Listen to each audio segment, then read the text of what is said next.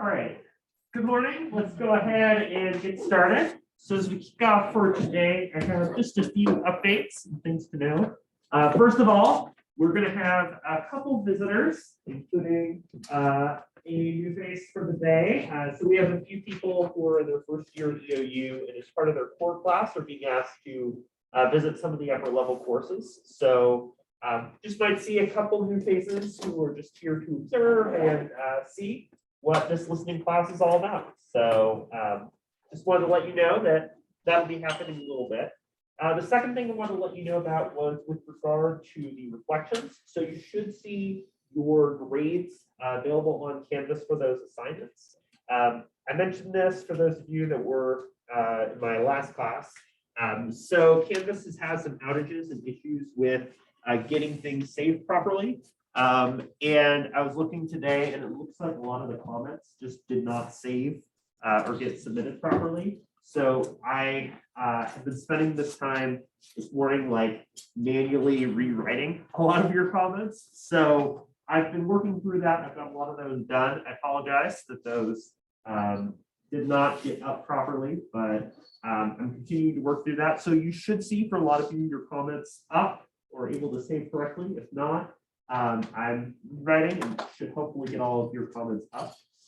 So sorry about that, but if you have questions regarding your assignment and the grade that you've received on that assignment, please let me know, and I'm happy to help you and to help you prepare as you get thinking about your next essay for the class. So just want to let you know about the status of that.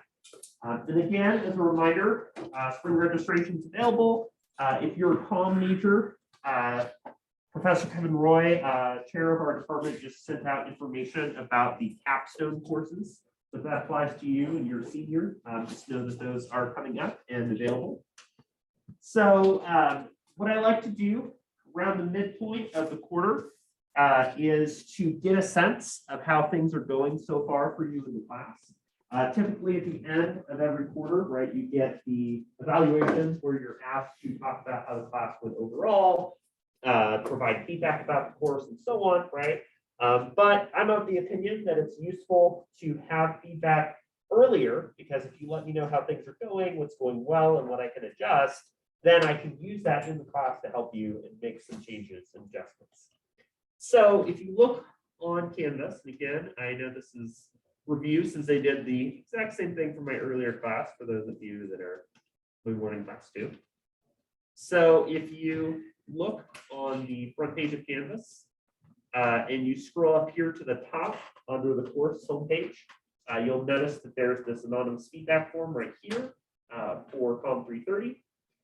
It again is totally anonymous, just track your name or email or anything like that. Just has a couple questions about how things are going so far for you with the course, what's working well, and what can be adjusted. And if you don't have a device with you and you're not able to access that at this time, then you're welcome to write down on a sheet of paper. Don't put your name on it. That way it can just stay anonymous. But on that sheet of paper, you can just take a moment to write down what's working well in the course for you and a couple things that can be changed. Again, this is all anonymous, and it's just a way for me to apply some of that feedback into future classes to make things a better experience. I know because of COVID and everything else, it's been a challenging time for everybody and juggling all that you do. So it's really important to me you're having a good experience here and that things are happening in a way that's accessible and important for you. So I'll give you some time to work on that as we start out before we dive into the new stuff.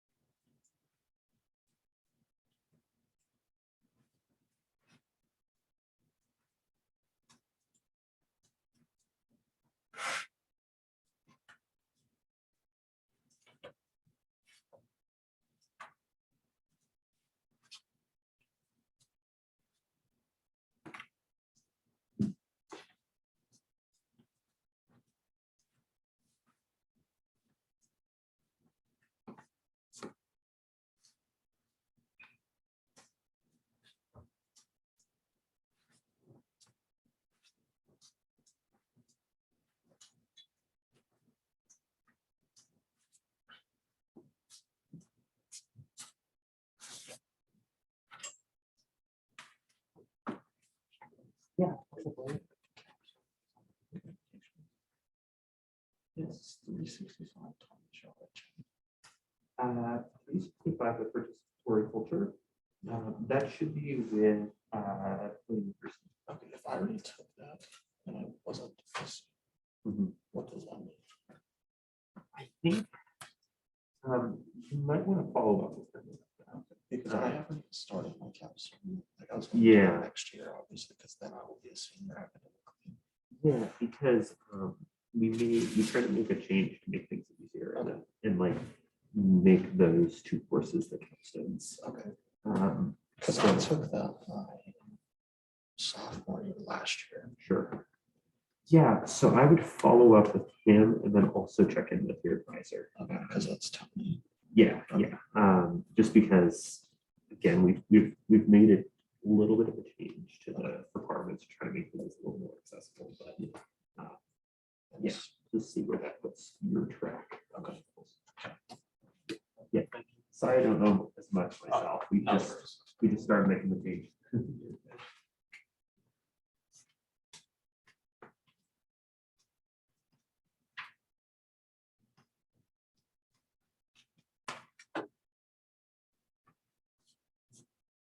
Give people about 2 more minutes or so to continue working on this. If you're not able to finish it for today, that's okay, as long as you get it to me by the end of the day Friday.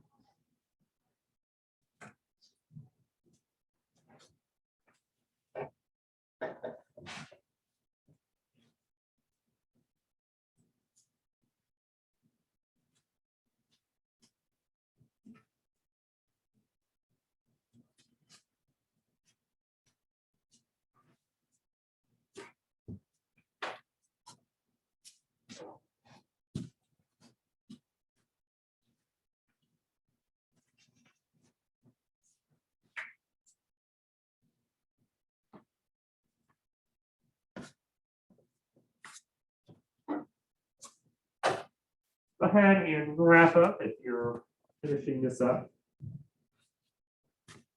And you can keep your tab open or get back to this later if you're not able to finish.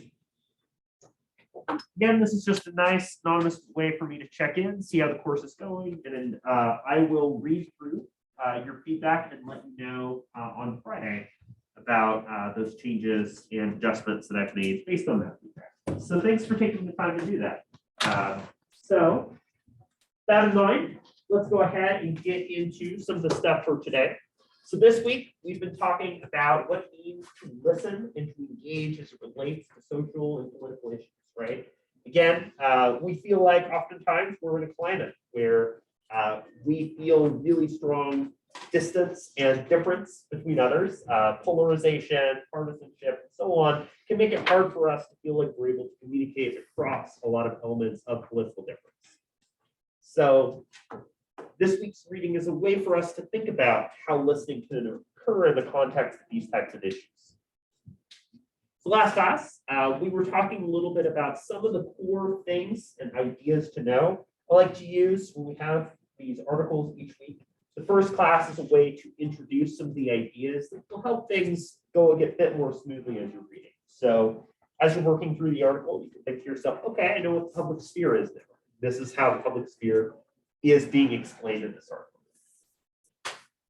I also just want to remind you about the first essay assignment coming up. Just once again, you're welcome by the end of the day on Friday to turn in a rough draft or outline or anything else. The rubric and the prompts are available for you to do on Canvas, and it should be the 4 pages plus works cited.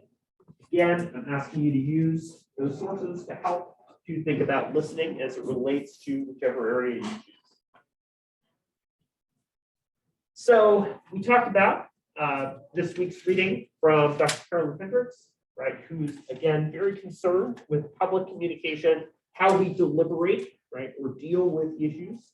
You might recall that there are three major contexts or ways that we engage in communication, right? Forensic, which is concerned with the past, like your CSI crime documentary shows. Epididactic, which is celebration or censure in the present, something like a graduation ceremony.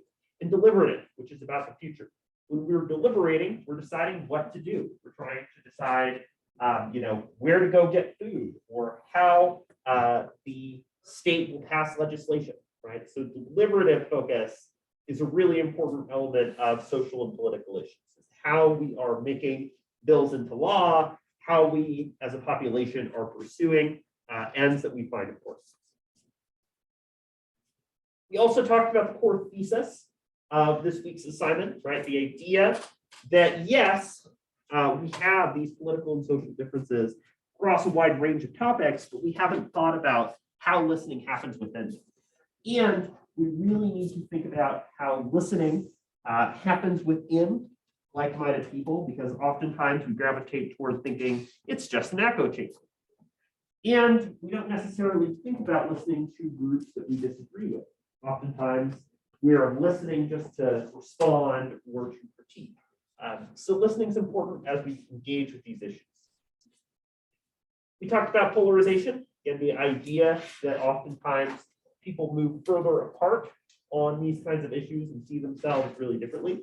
We shared that graph, right, where political polarization in the United States has definitely increased over the past few decades. The public sphere, again, comes from Habermas's idea that there's this like common forum and space for people to talk. But we've seen that that's shifted online. The idea of a public screen is now being talked about as the way that we use media and different channels to communicate.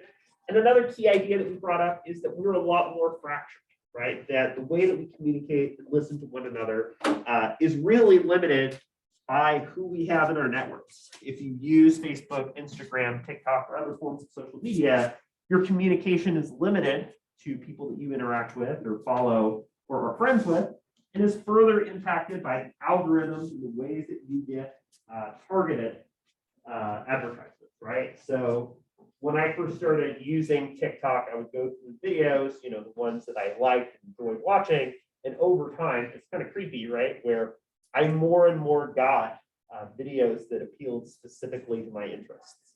So there's a lot of different ways that the use of technology has changed how we get information, right? Our way that we get news is definitely very different, right? Oftentimes we are more likely to gravitate towards sources of news that support or affirm our views on topics.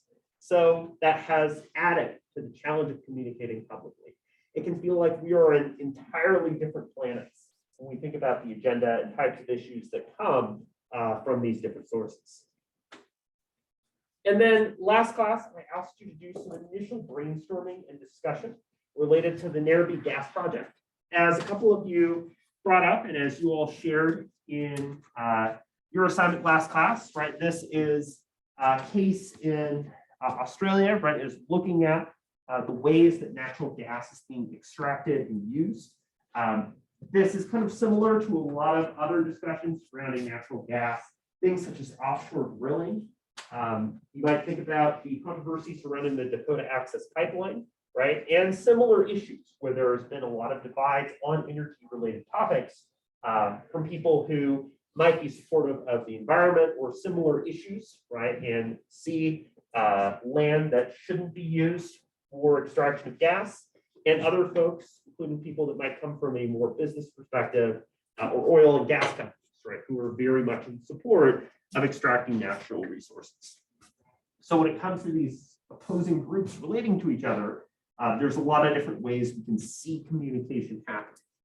So this project is kind of a case study for us to think about when we're examining how listening is, right? A case study is an extended example or application of something. So the authors here are using this project as a way to explain how different types of listening happen.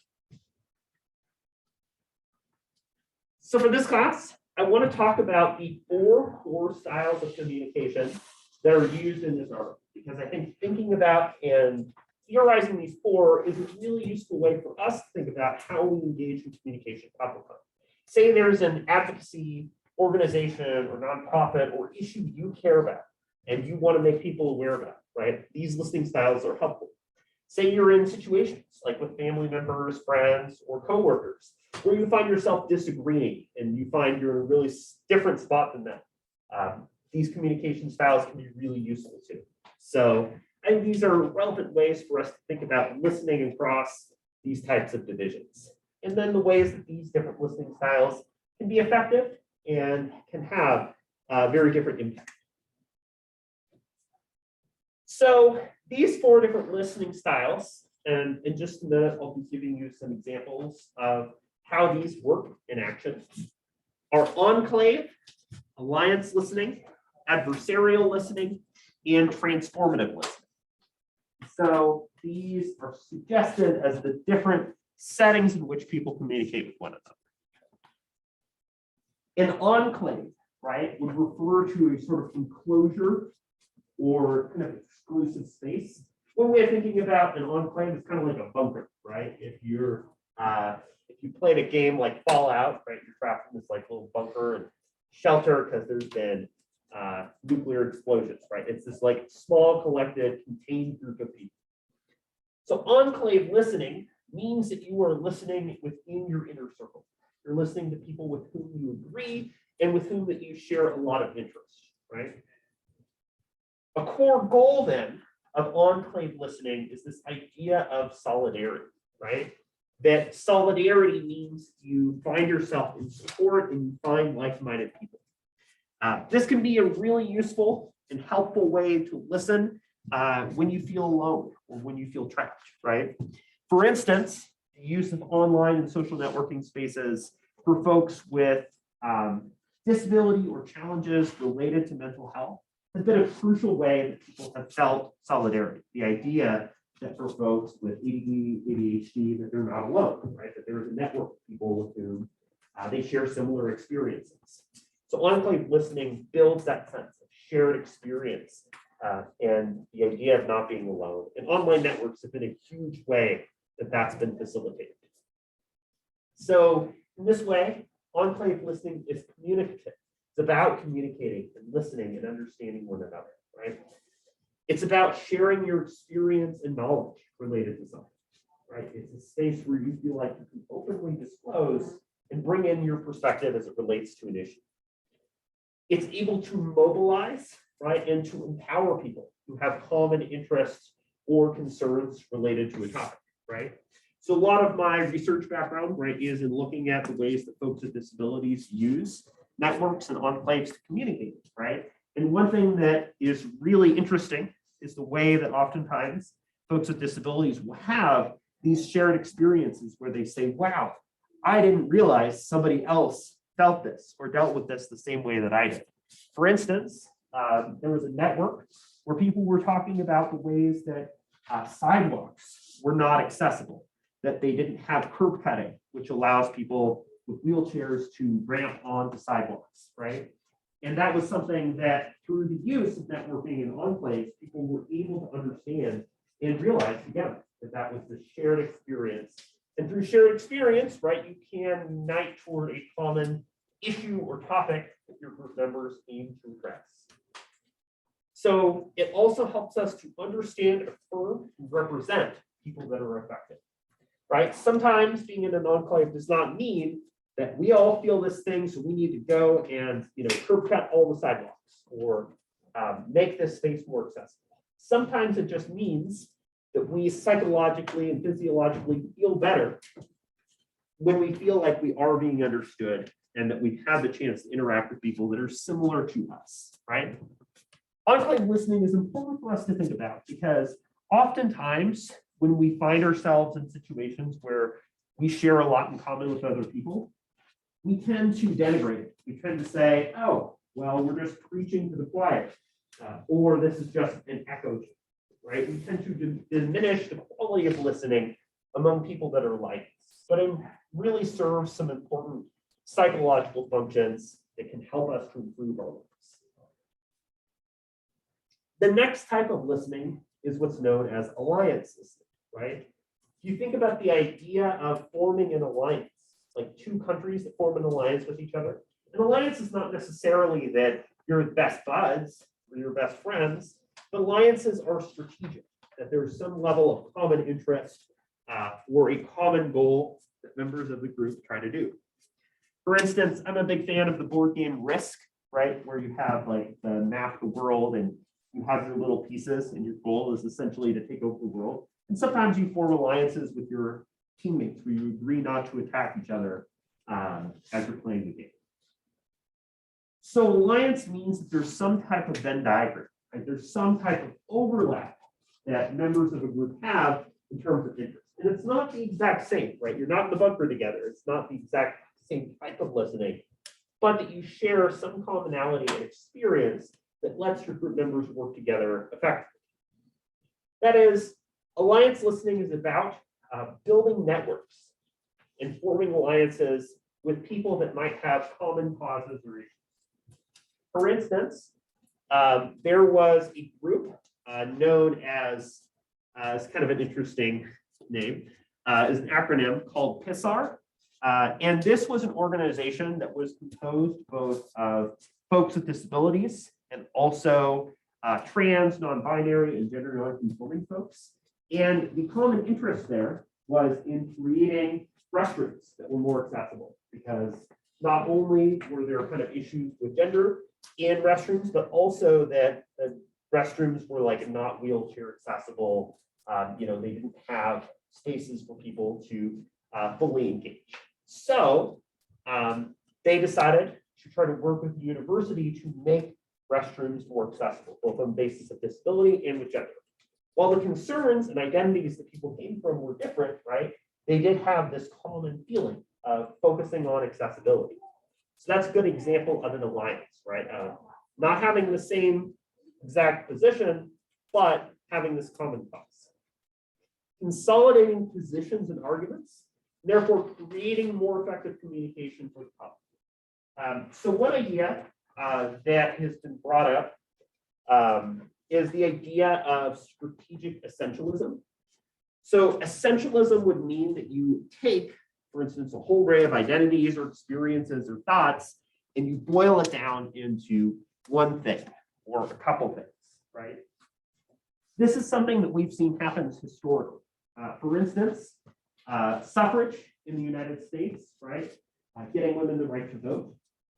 That was an example of strategic essentialism because you had women from a lot of different social perspectives and identities and locations who were sort of coming together under that one title, right? Or the Americans with Disabilities Act, Civil Rights Movement. You have an array of identities and experiences, but strategically, people might unite behind a particular identity or category in order to push for change, right? Obviously, there are consequences and problems with that. For instance, there has been pretty significant critique over the years that many movements, including disability rights, women's rights, and so on, have not fully integrated and considered the roles of things like race and the ways that that shapes how the movement functions and works, right? So there's challenges for alliance approaches that perspectives might be left out or decentered or not put in the conversation. But there is a focus on overlap in groups and strategies. So those are relatively among people that share values, beliefs, and ideas and push towards similar thoughts. But on the other end, you have what's known as adversarial and transformational listening. Adversarial listening is basically trying to monitor or keep track of perspectives among those that you pretty strongly disagree with. A good way to describe this is the idea of knowing thy enemy, right? For instance, it's actually a pretty common practice for a lot of like journalists or political leaders or people to attend the national convention for the opposing political party or to watch that convention in an effort to understand the arguments and points that are being made by the other side, right? Adversarial listening then means that you are listening to an adversary, that you are listening to try to monitor and research people that you disagree with. And one of the interesting things that gets brought up here in this reading is that adversarial listening does not necessarily mean that suddenly everybody gets along, right? Listening isn't magic. It doesn't mean that all of these divisions we feel are going to go away. But what adversarial listening does do is that it increases the quality of our debate, the quality of our discussion. It means that when we're talking to each other from these adversarial points of view, that we're able to do so in a more informed place, right? At the very least, if we're going to argue with each other, we're going to argue, for instance, about COVID-19 policies in the United States, or about issues related to the minimum wage and unemployment, or about a whole range of topics like international issues, right? At the very least, those debates go better when we understand each other, right? So the idea here of adversarial listening is to reflect on, be aware of what's happening, including among people that you might disagree with, and to help to develop strategies and counter arguments, right? That you respond or address an issue in a way that engages with what the other person said. Because oftentimes our listening and our arguments with people can feel reductive if it feels like neither person is listening to the other. You're just going around in circles, right? So while you don't necessarily find common ground, you have a better discussion. And then lastly is this idea of transformative listening, right? And transformative listening is more about, and again, tying back to the public sphere, public screen stuff, is about communication that attempts to reach a broader audience. So what this means, right, is that you're inserting or putting issues into a broader discussion. A really good example of this is the use of hashtags, right? Twitter posting hashtags about issues is a really good way to bring into perspective some of the challenges. For instance, one example is hashtag #CrypTheVote that was created to raise awareness about the way that voting machines and voting practices in the United States were oftentimes inaccessible. Another example is the way that people might use platforms like TikTok to disclose or circulate issues, including issues related to mental health.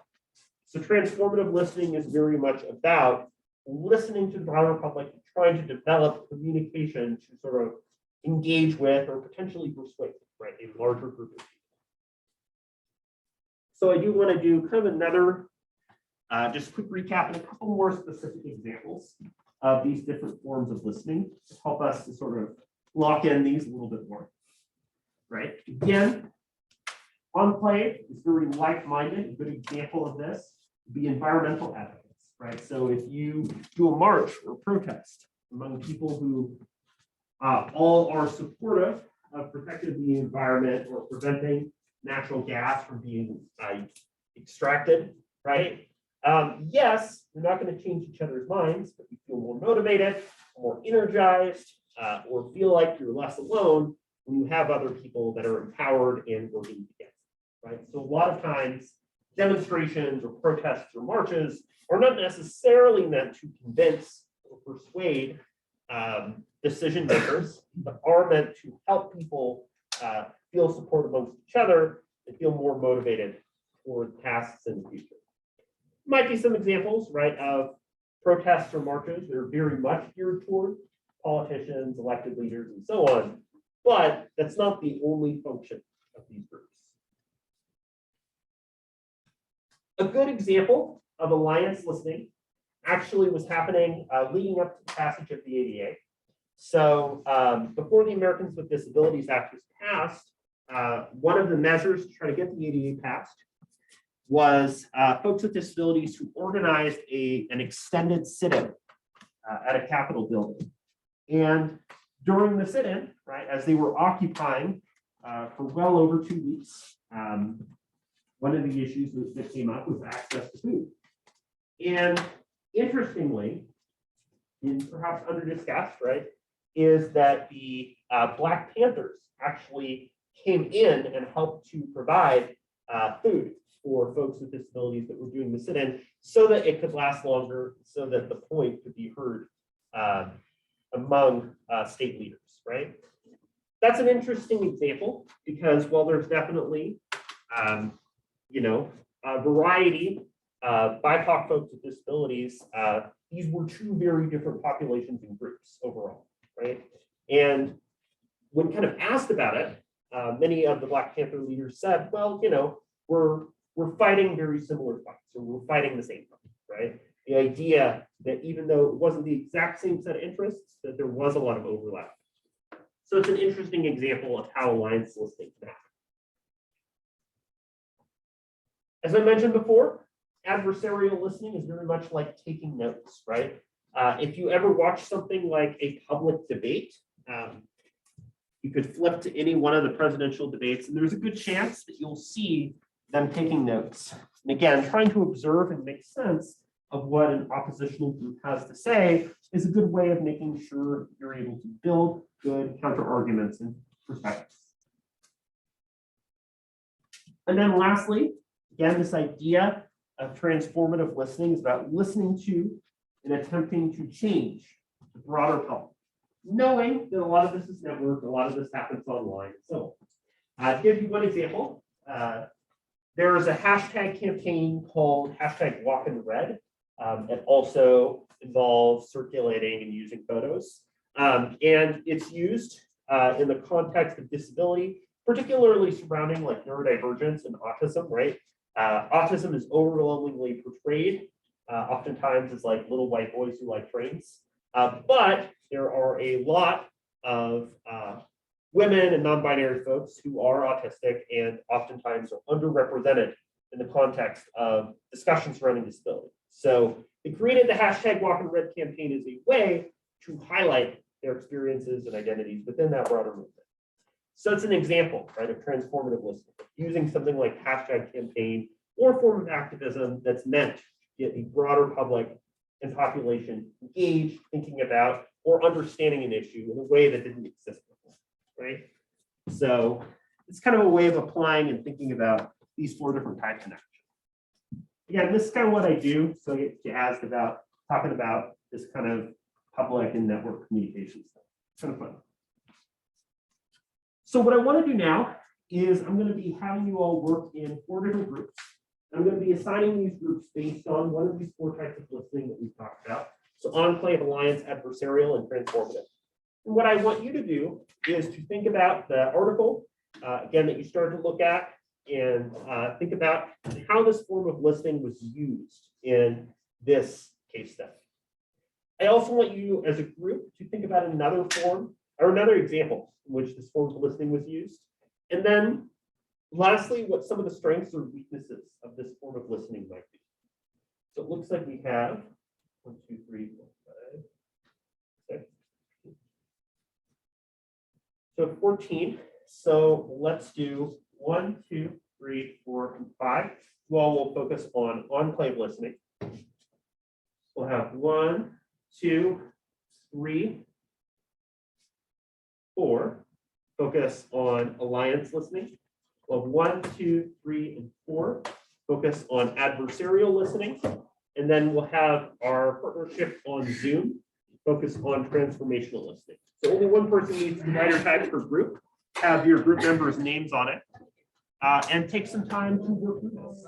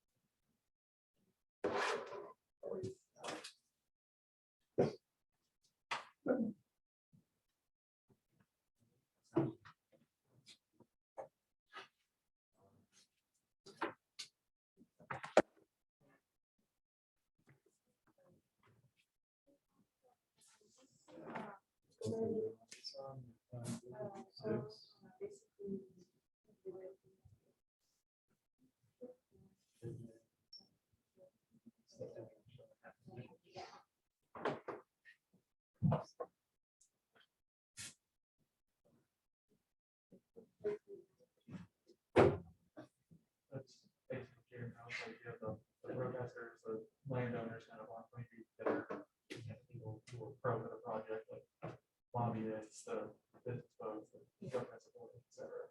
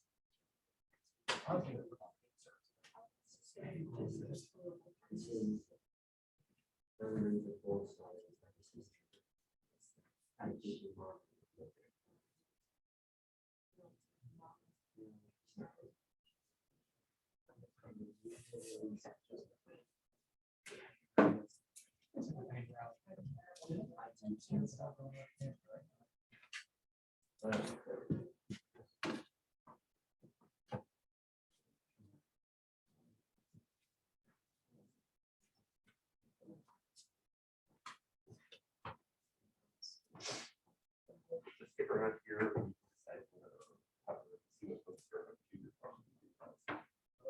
You're finding things that- Cool, I'm glad to hear it.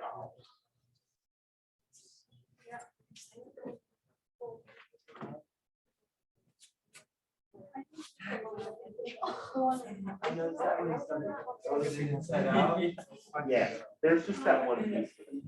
Okay.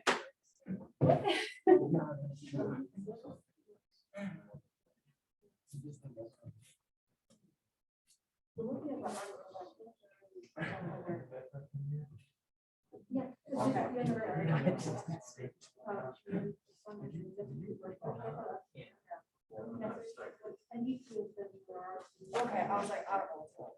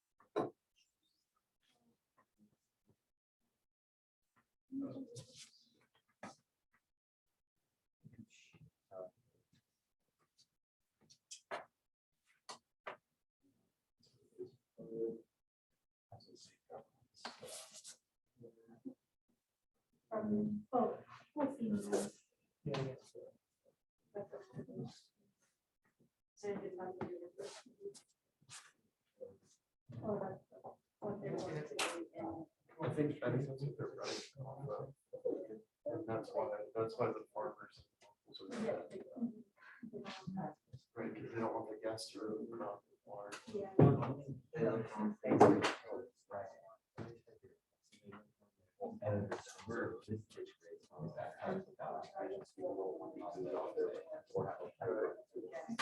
Right.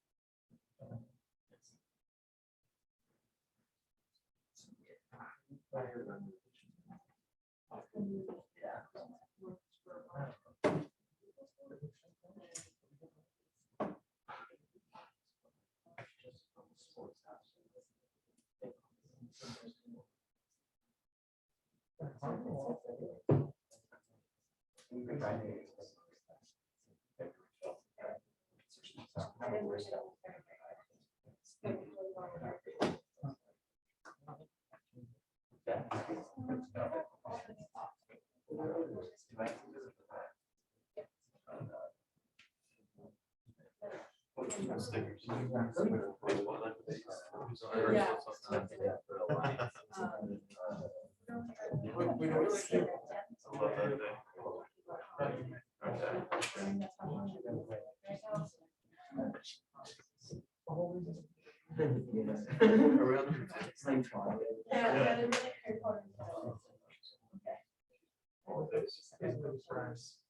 Yeah.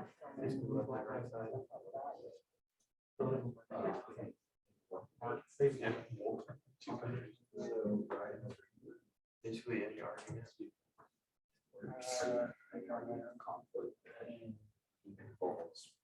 A couple more parties. Yeah. There are two or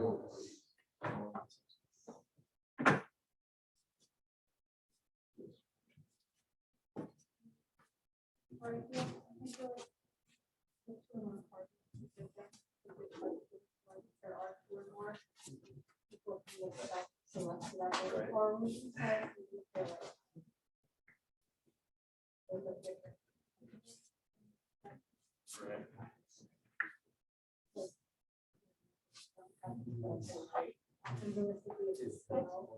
Somewhere down the road.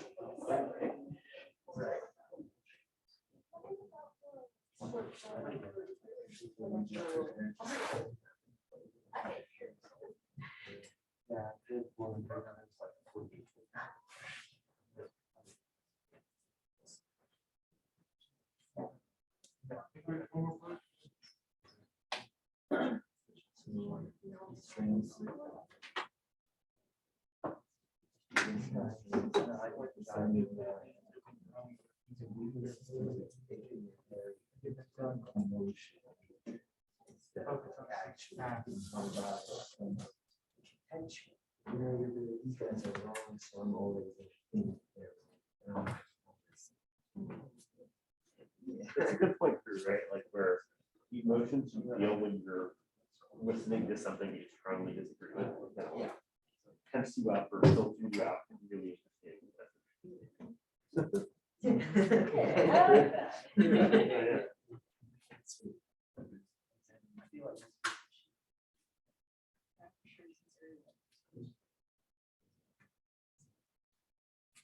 What are you all noticing about alliance or adversary? Alliance listed. Got it right. We said that for number 2 specifically, basically like any argument between 2 or more parties, because we said since it's normally like a picking sides kind of thing, it can't be just one party. It has to consist of 2 or more. Yeah. There's got to be like some. Right, there has to be some kind of conflict in there. Yeah. In order for it to work. Yeah, and how that conflict is consolidated or not, to kind of be that bigger brain. Right.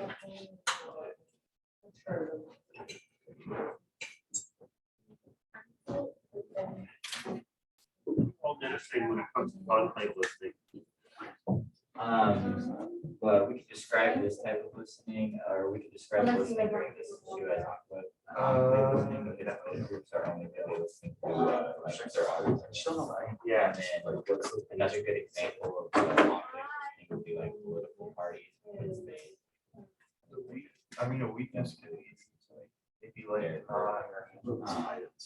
yeah. And then, negative conflict listening is you're only talking to people you agree with, you don't get to see the other perspectives.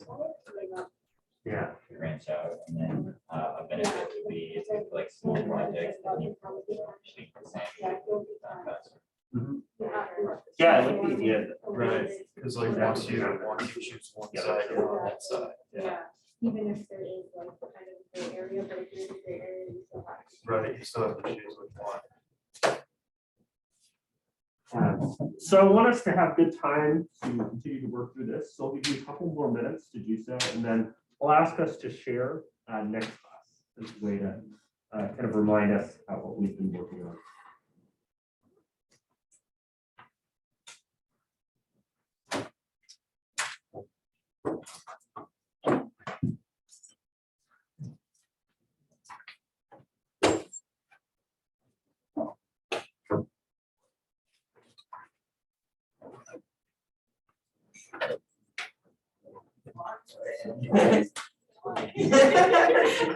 It's not good.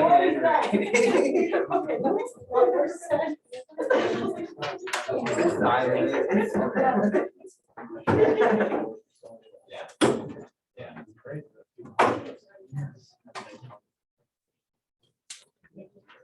Oh, sorry. I'll just get a picture. Yeah.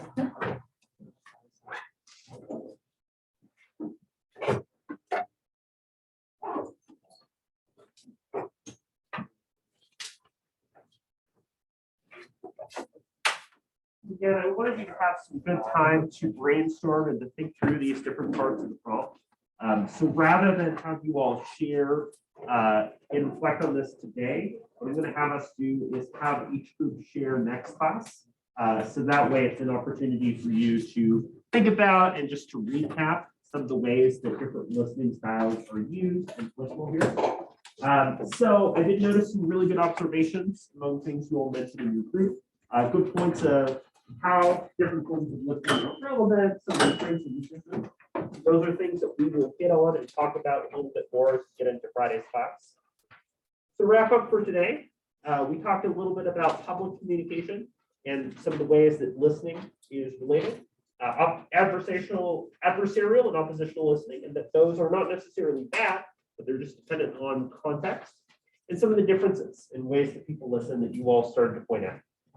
So we'll be talking more about listening skills in public context for next class. Please pass forward or email me your work for a group. I'll be just returning that back to you if you get the paper version when you return to your groups on Friday. So have a great rest of your day. Again, look for comments on that reflection if you don't already. And I look forward to seeing you all again next class.